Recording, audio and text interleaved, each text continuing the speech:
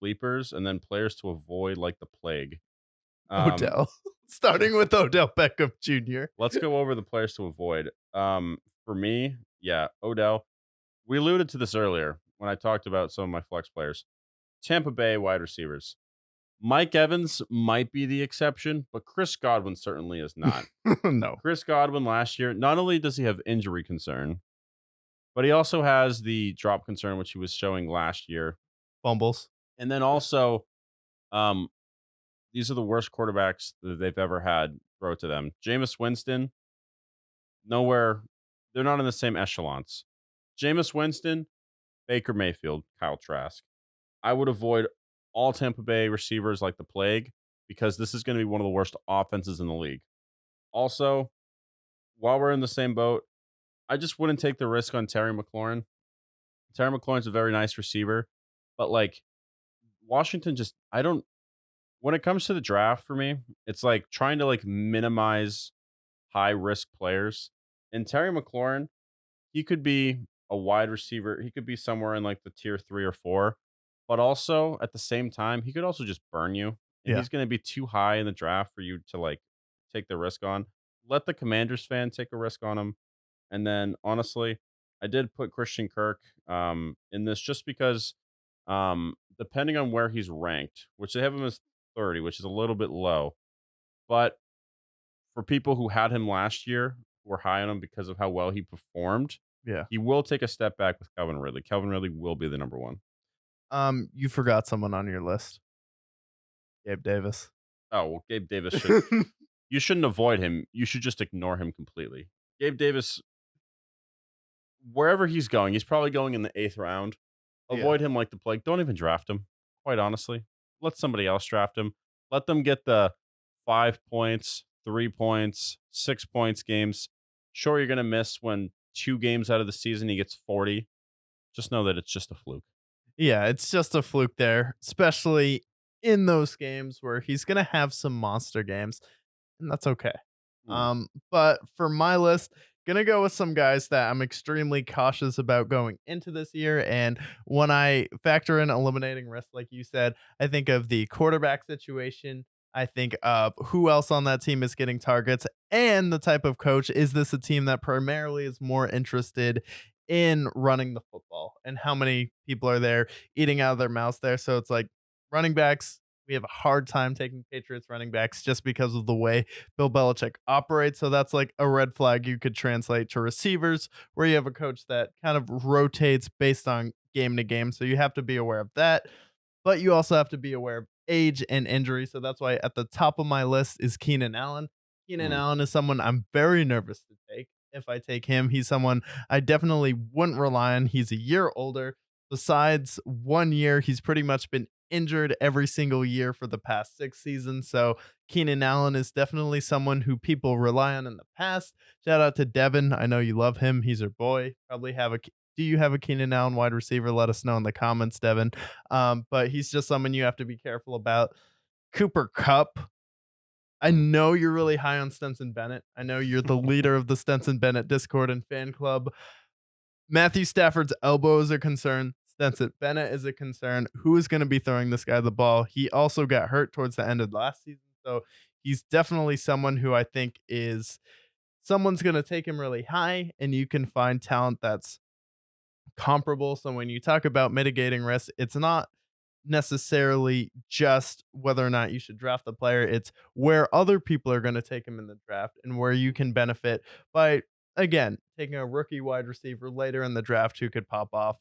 And then Rashard Bateman should be at the top of most people's lists, along with Odell Beckham Jr. I think Ravens wide receivers, besides Mark Andrews, are pretty unreliable. Hollywood Brown was a pretty decent number 2 wide receiver slash flex for a while.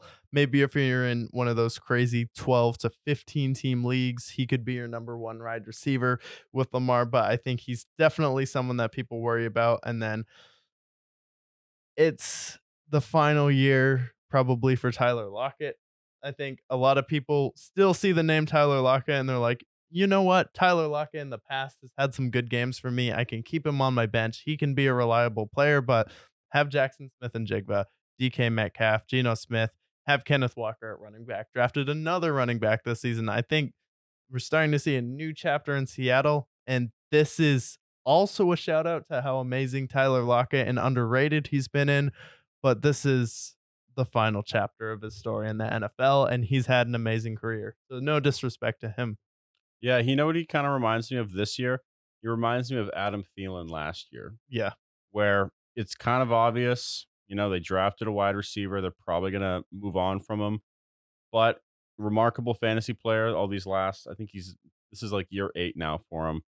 Super fantastic. I'm excited for him. Players to shout out. We've already shouted him out a little bit. For those who haven't watched the other tiers, check it out. For sleeper picks this year, you and I both agree on Calvin Ridley. Yes. The most obvious one, Garrett Wilson. I don't think he's even a sleeper at this point.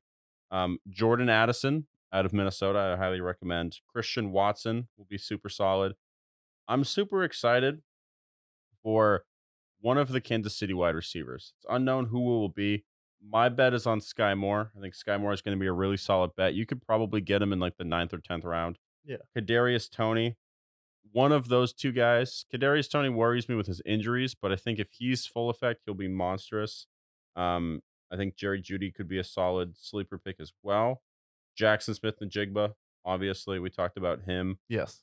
These guys here, while you're looking at your draft board, where they are, I think if you can get some of these guys in the sixth, seventh, eighth round, you could really have a solid advantage. Yeah, I think you'll definitely have a solid advantage with all those players, especially George Pickens Mm, coming off an incredible year. I think he's going to be someone a lot of people are still. I'm on Fantasy Pros right now, and Deontay Johnson is still ranked over George Pickens, which is crazy to me, especially with Deontay Johnson's drop issues. He's another guy you should probably be cautious about because George Pickens is going to be getting those targets this season. mhm. And then I think as far as a number one wide receiver or just a sleeper for a two wide receiver, I still think Brandon Ayuk is getting slept on a little bit here. Mm. He's definitely someone you should be more aware of. And then I think Dallas hasn't had a legit wide receiver two in a while. This is someone everyone is sleeping on right now. They're not even dreaming about this wide receiver, and they forget how good he is. Brandon Cooks Mm. could be a pretty solid pickup for your team if you're out there looking for just a solid bench guy to have. And then someone we didn't mention before that I want to shout out, Elijah Moore. Elijah Yes. Moore was a sneaky good wide receiver with the Jets last year, Mm. had the atrocious, awful at football, terrible attitude Zach Wilson throwing him the ball, the Cougar killer himself, not very much of a killer on the football field, unfortunately. And then he had the incredible Mike White. Mike White was able to dish him out, get him the ball at times when he played. Then he had Joe Flacco, who I don't even know what he is at this point, but I think with Deshaun Watson paired up with Amari Cooper, I think he's going to be a sleeper. And then I'll throw Amari Cooper on there as well because a lot of people are still sleeping on him at this point. But the dude kind of resurrected his career in Cleveland. I was a doubter of him last year, so I'm going to pump him up, give him some hype this year because he exceeded expectations. Absolutely. And that has been our fantasy football guide for wide receivers. You're not going to want to miss it again. Next week, we're going to go over our tight ends, kickers, and defense to end our fantasy football frenzy month.